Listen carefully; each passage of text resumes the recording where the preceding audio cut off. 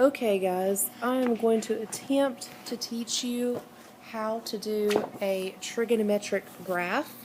I'm sorry I'm not there to be able to do this for you in class and in person, but at least you'll hear my voice and you'll be able to see this on the board as we do it. So to begin with, when you have an equation like y equals the sine of x and you're asked to graph it, all that means is you need to be able to put it into a calculator basically. If you can do that, then you can be successful on the test. So this is a standard graph, y equals sine x. So whenever you go to your graph and you type this into y1 in your calculator and you hit zoom 6, you're not going to see anything because that's the standard graph, and that will make it from -10 to 10 and then -10 to 10 on the y-axis as well. If you're going to want to see a trigonometric graph, then you have to always hit zoom 7, I believe it is. Zoom 7 is zoom trig, and what that does is it will take your graph and it will change it. Instead of -10 to 10, it will change it to the path of the sine function. So it will go and it will have 3 tick marks that you can see visually on each side, and then it'll have the window of your graph like this. So what that does is it takes your graph and puts it on the path of the sine curve. The sine curve always will look like, whoops, wrong button. The sine curve will always look like a mountain and a valley. So you see the mountain and the valley? Whoops, that's not right. Let me fix this. So it'll be a mountain and a valley like that. And then it'll continue and go a mountain and a valley like that. So it kind of looks like the waves, like a heart monitor thing or a baby monitor. But what it does is the height of the highest mountain, it goes to 1. And then the lowness of the mountain, or the valley, excuse me, will be to -1. Whenever you're looking at your x values, obviously your x in the dead center is going to be your ordered pair 0, 0. That's not the right button. There, nope, not working. Hang on. There's 0, 0. But then when you get over here to this point, that point is going to be 360 degrees. 360, comma, 0. That's that point right there. This point, trying to figure it out. Come on. This point right here is going to be -360 degrees, comma, 0. Now I think I showed a couple of the classes the unit circle. I don't think I showed it to second period. But what this is, 360 degrees, is the equivalent to 2 pi. And 2 pi is your radian measure. So that's why we always put it in degrees, because for Math 2, you only have to worry about it being in degrees. Then you can break up your tick marks on your x-axis. So this point right here would be 180 degrees, comma, 0. And then same thing over here, it'd be -180 degrees, comma, 0. And then that's broken up by 180s. So then half of 180, the new point, or not the new point, but the point that's between 0 and 180, this green point right there, that would be obviously 90 because it's a half. And then this other one would be 270. So it's like a circle, just like the unit circle. It goes 360 degrees all the way around. So 180 is halfway, and 360 is the full amount.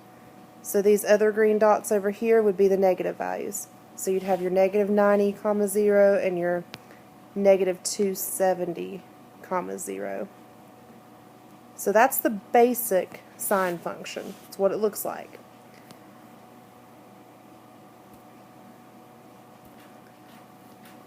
The other trig function that you have to be able to graph in Math 2, I'm going to erase this now, so I hope you guys got it.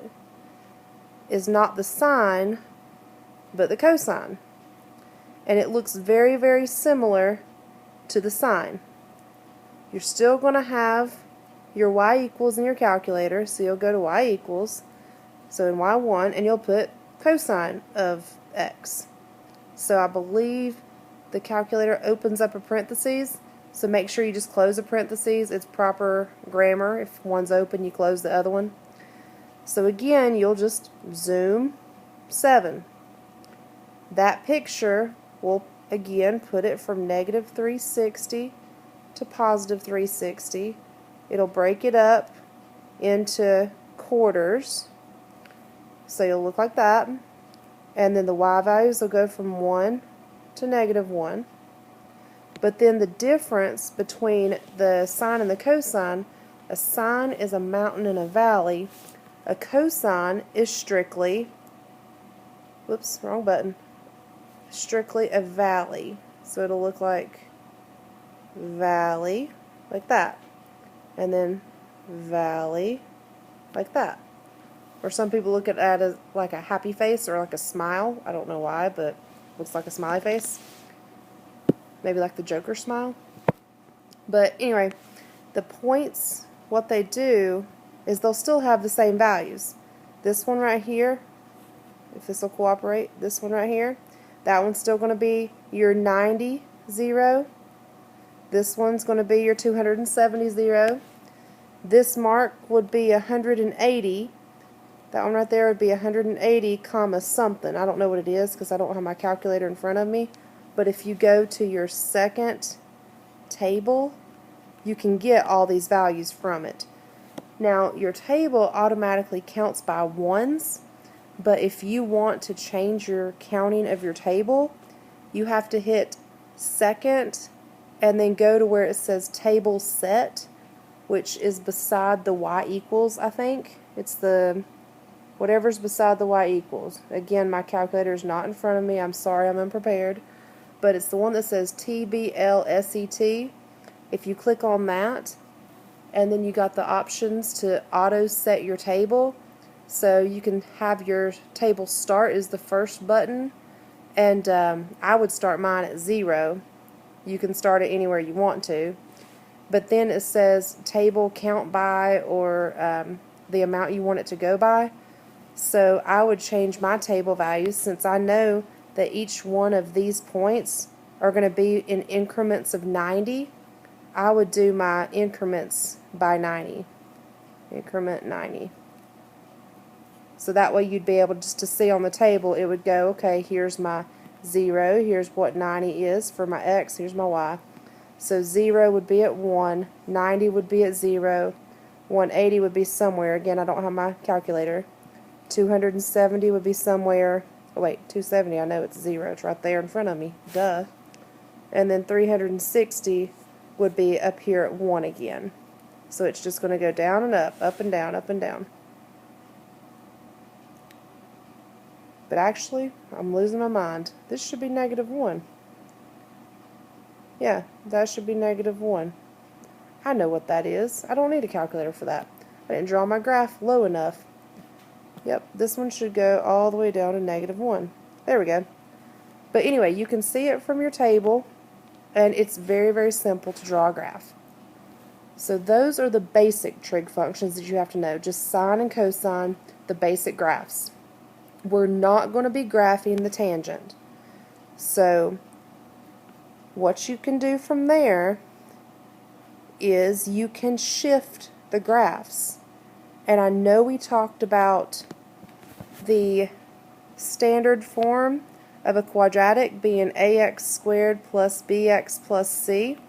And then we went and we talked about vertex form, which is a parentheses x minus h squared plus k. So that is for a quadratic. So for something with a power of 2, that would be vertex form. And we talked about how this changed your amplitude. It changed how high and how low it went. The h value, we took that sign, and if it said minus like 4, if this was a minus 4, that would shift it to the right. And if it says plus 4, it would shift it to the left. So it shifts it right or left, opposite of whatever that symbol is. I know you guys remember it, so don't tell me you don't. Then we talked about the K value. Whatever it does a vertical shift. A vertical shift. So if you had like plus 6, it would take the entire graph of the standard x squared. The standard x squared, remember, was just a simple oh no. I don't know what I did in my picture. There it is. It was just a standard parabola that way. I know I drew it backwards, but my picture ain't working for me very well. And it took the entire points, every single one of these points on this picture, and it shifted it. If it's plus, the K value shifts it up. If it's minus the K value, then it will shift it down. So that was the basic of a quadratic. It's the same concept. Oh, I can go to the next slide. That's interesting. I know, little things in life. So, if you have this as your quadratic, then when you're doing trig functions, and you know, hey, y equals the sine of x, it's going to be a standard graph, and it's going to be a mountain and a valley over and over again, then the same concepts work. If you have some number in front of your sine value, then that's going to change the amplitude of it. If you have some number attacked onto the end over here, then that's going to change, that's going to shift it up and down. If you have something like this, is going to shift it up or down depending. If it's plus, it will shift it up. If it's minus, it would shift it down. If you have numbers inside here, it's going to change the period or shift it to the left or right. So it's the same concept as this right here. Shifts it left or right, changes the amplitude and the vertical when you have a trig function. So if you look at the worksheet in front of you, I have it here in front of me too, and it says Unit 4 Graphs of Trig Functions classwork, and at the top you have a table. So you've got a table that says y equals sine x, and then it's got a bunch of different, numbers, and it goes 0, 30, 45, and so on and so on and so on. All you have to do on that is just simply plug in those in for the x value and say sine of 0, I put it in the wrong spot. So it should look like this. That's where it's got your x values, and then it says y equals sine x. So if you take 0 and plug it in for x, sine of 0 is going to be 1. And then you put in 30, sine of 30, and you get your number. Sine of 45, and you get your number. Sine of 60, and you get your number. I don't know what it is right off the top of my head. Sine of 90. Sine of 90, I know, that's going to be 1. So if you just keep going and put those directly in your home screen, just type in sine 30, enter, and you get your answer for what goes there. That's all you do for that table up top. Same thing with the cosine, y equals cosine. Just plug in the values for x into your home screen, but you're making sure your mode is in degree mode. If you're not in degree mode, you will miss every single problem. So now if you look at the page, I have a blown up copy, but I think it's on the back of that page. It says number 3 at the bottom. So it's not the one that I've been working on. It's not the one to the right. So flip the page and it says number 3 on it. You have something that looks like let's see if I can draw it. Looks like this and looks like this, and it's got a bunch of little waves in the top of it. Y'all know I'm not an artist. So if you look at that page, it says page 3 at the bottom. At the bottom of that you have another table. And what this table looks like, it says part A, y equals 3 cosine x. So just like what I was doing right here, If you have a number in front of the trig function, then that's going to be your amplitude. And it's always going to be the positive value of that. So when you go to the first one right here, and that's your curve, then it says your amplitude, and I'm going to abbreviate it, amplitude, then all you do is you look at the number in front of it. So it's 3. So that just means the amplitude is 3. The range is going to be from that positive value to that negative value. So the range of the amplitude is going to be from -3, because that's going from the y, the lowest y, to +3, because range, remember, means y values. That would be your range. If you define the shape of the curve using, if a is greater than 0, the curve is normal. If a is less than 0, the curve is reversed. What that means is, I'm going to go to the next slide. If you have y equals 3 cosine x, and you can type that in a calculator, and I'm just going to do the right hand side of it for now, since I know cosine is a valley, then on a normal graph, just a cosine of x, it's going to be like this. But on a graph that has the 3 in front of it, it's going to take the amplitude and blow it up to 3 and down to -3. So it'll be blown up like this. Okay? So that's going to mean that that's going to be a normal curve.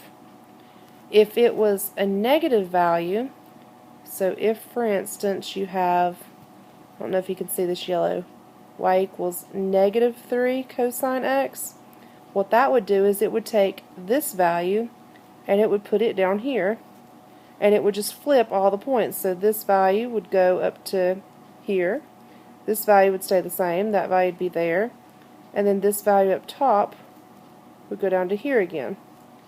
So let me erase all my arrows now. So what it would do, whoops, I just moved it the wrong spot, didn't I? I did, I erased the wrong one. So this one would be down here. Oops, come on, stupid. There it is. Okay, so if I moved it down there, this would be the negative sine curve. It would go like this. So -3 cosine x is the one in yellow. So it just kind of flips it over the x-axis. So that's what it does. If you have a negative amplitude, it's going to flip it across the x-axis. Okay, so that will be the shape of the normal curve, or shape of the curve is going to be normal.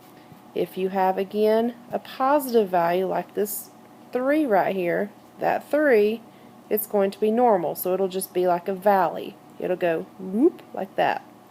And then if you have a negative, then that negative value in front of the cosine, it's called a reverse. So you can just see it would be a frowny face, I guess you could say. It would go like, it'll go like that. But it'll keep repeating over and over again. So there's the shape. And then the verticalness, or excuse me, the vertical shrink or stretch. Vertical change, if the amplitude is greater than 1, then it's going to be a stretch. And if it's less than 1, it's going to be shrunk. And then if it's equal to 1, there's going to be no vertical change. So that would be how you can define that. So if you go to the next side, which would be page 4, you have some curves at the top, and then there's a big box in the middle that says the word period. What the period does is it tells you, basically it's how fast the sine wave or the cosine wave is. So on a normal sine wave, let me get a different color, this yellow ain't a happening thing for me. So what the period is, on a normal sine wave, I'm just going to start at 0 here. So here's 0, and it goes, whoops, what was that? Mountain and valley. And it goes over a period of 360 degrees. But if you have y equals sine of 2, whoops, let me put it like this. So the black one is the sine of x. But if you have y equals the sine of 2x, it's going to look something like this. So that means you're going to have two of the mountain and the valleys within a 360-degree period. So there's a equation there in that box. It says to complete one cycle, it takes 360 degrees. So if you're wanting to find the period for the function, you take the period. We're using only degrees, so the period equals 360 divided by that b value that you see in that paper. So let me give you an example here.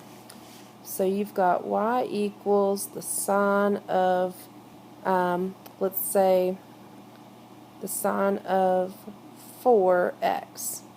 So 4 would be that b that it's referring to, because it's y equals sine, sine of bx. It shows you that in the box there. So if you take 360 and divide it by 4, I hope and pray that you guys can do that. That would be 90. That means it's going to take 90 degrees to complete a full cycle of the sine curve. So your graph, instead of it doing a mountain and a valley all the way up to 360, it's going to do a mountain and a valley up to 90. And then it's going to do another mountain and a valley for another 90, so that'd be 180. So it'd be mountain, valley. And then after another 90, 270, so mountain and a valley. And then at 360, it's going to have another mountain and valley.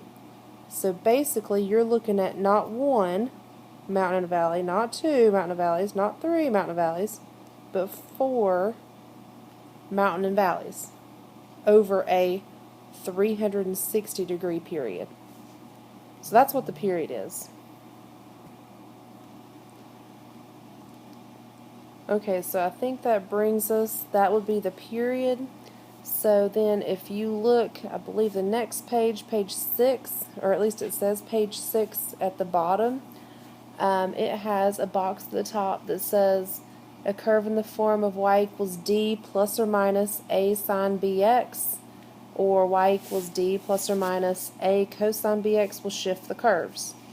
So on that kind of situation, it goes back to what I was saying. If you have y equals a number and then sine of something in the parentheses, either x or 2x or 4x or 270 plus 3x, whatever it is, and then plus or minus some number over here, then the phase shift, or the horizontal translation going left and right on the x-axis, would be the number that was in the parentheses. So right here, that will be your phase shift, left or right, and then the number by itself would be the vertical translation, up or down.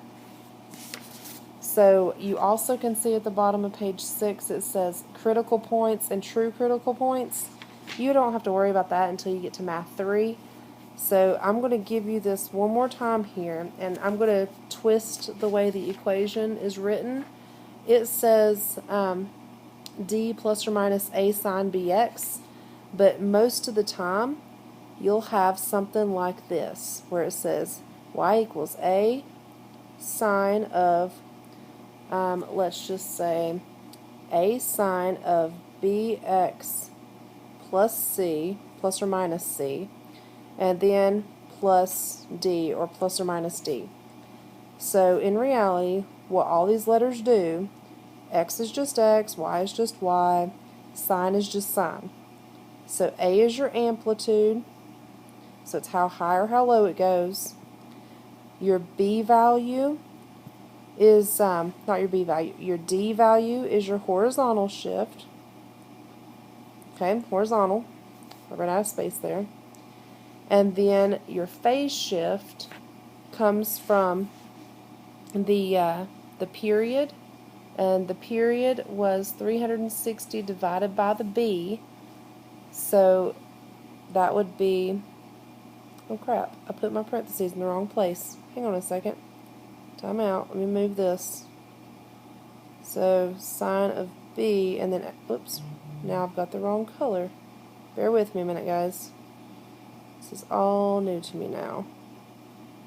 I don't know if I got the right color again. So sine of B, parentheses, x plus c. There we go. I think I'm matching up now. Okay. So then, going back to it, your B value, that right there will help you determine your period if you do your, I'm going to put PER for period, 360 divided by your B. And then your C is going to be your phase shift. Phase shift. I think I said vertical and I wrote horizontal, or I circled the wrong one. So, not horizontal right there, but let me make it the right color so you can see it. So this is the vertical. Vertical. And then the other one, the phase shift, that's your horizontal. Horizontal. Okay, so I think that covers how to graph them all by hand. But to put it simply, after 25 minutes of listening to this, hopefully you guys have listened to this. I don't want to think that I wasted my time. The bare minimum that you guys need to be able to do is graph a simple equation like y equals 2 sine of x. So I can do that one very quickly, knowing that the amplitude is 2, so it goes from -2 to 2. It's a sine, so that means it's a mountain and a valley over 360 degrees. I don't even need a calculator. You could be able to do this one. Y equals 3 cosine of 2x.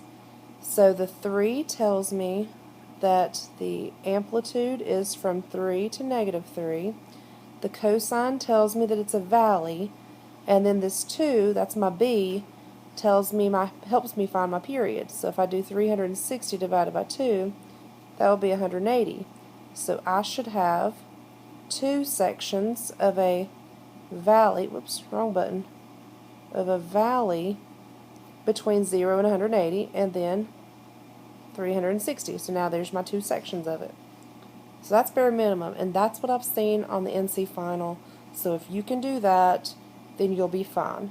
But again, you have your graphing calculator, so all you got to do is know how to type it in and go to the wonderful Zoom 7, which is Zoom trig.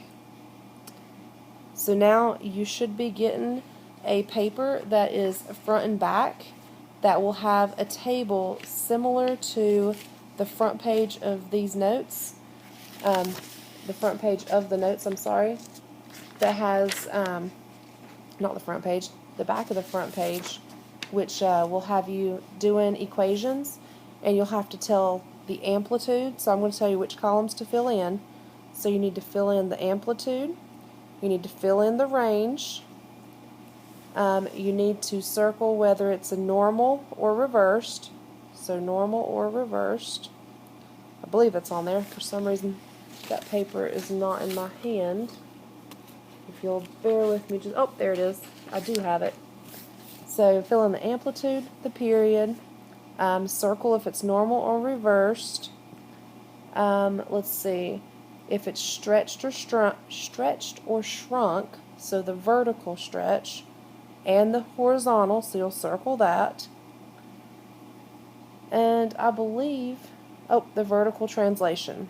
So the vertical translation is in the bottom. It's on the front side of that, at the very bottom. You should be able to do the vertical translation. So if it goes up how many or down how many. So I'm looking at this page now.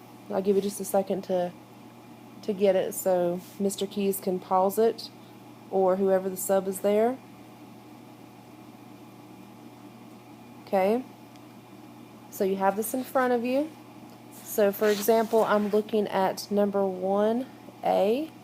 It says y equals 6 cosine x.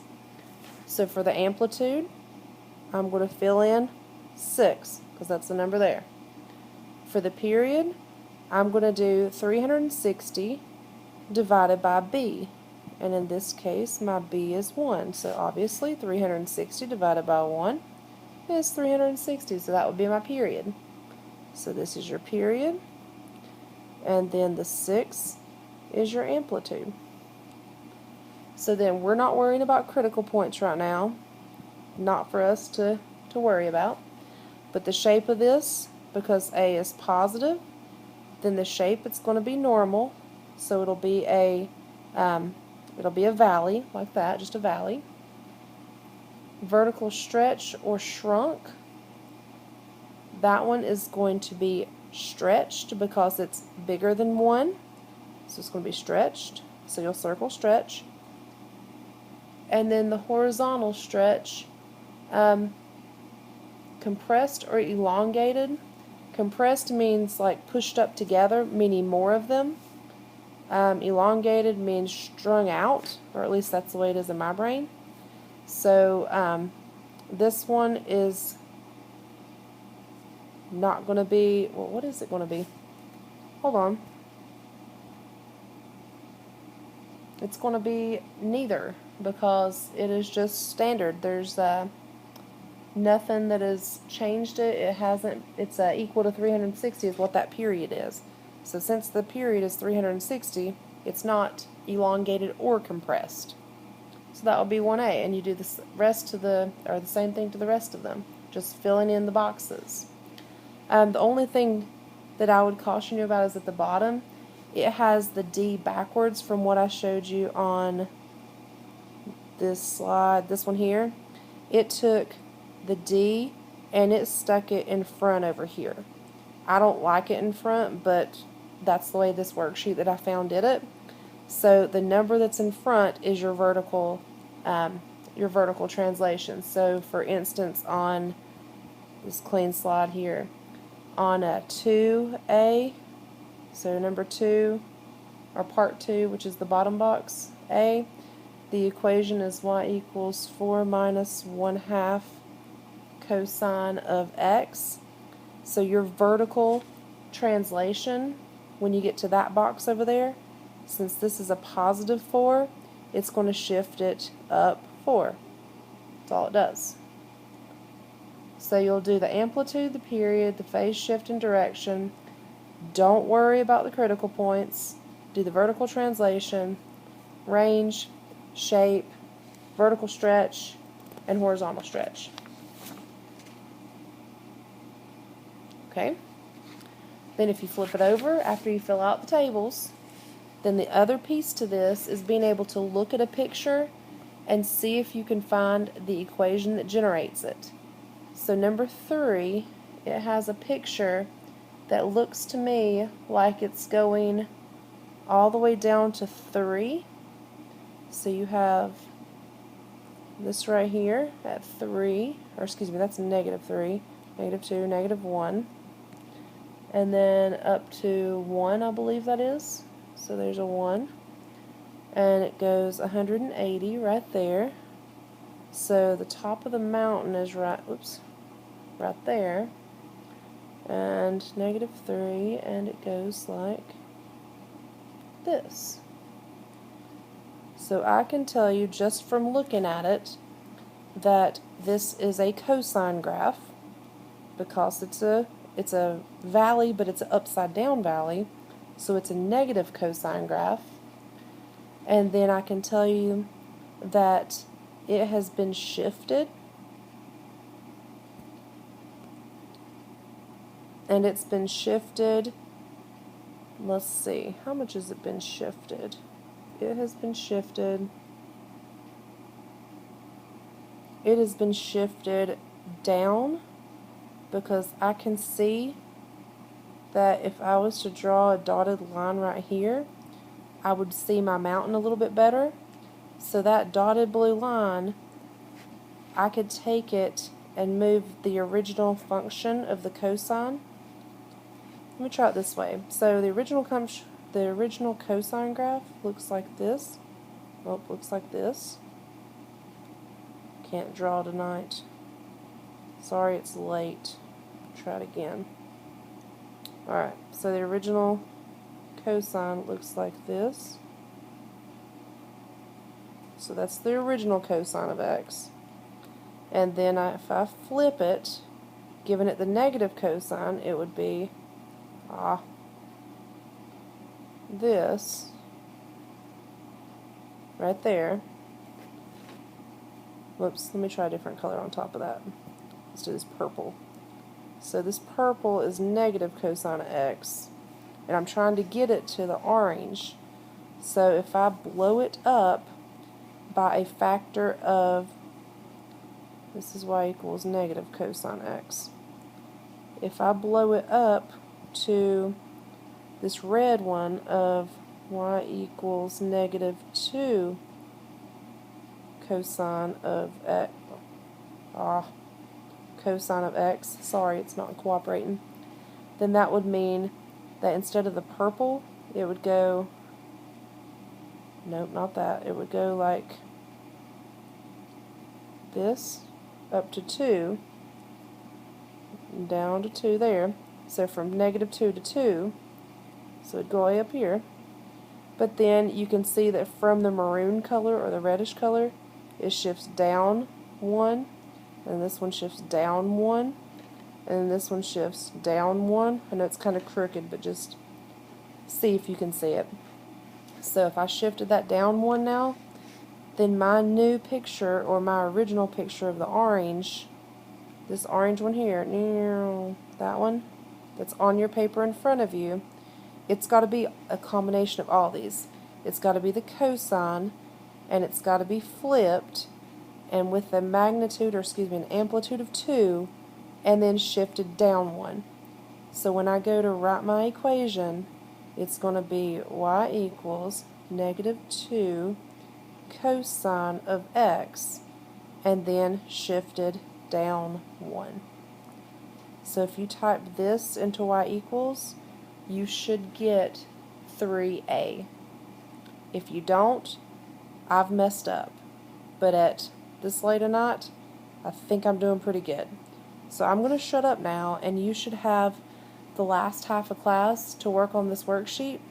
If you have any questions on it, you can always shoot me an email. I will definitely check my email while I'm gone. But just shoot me an email if you have questions.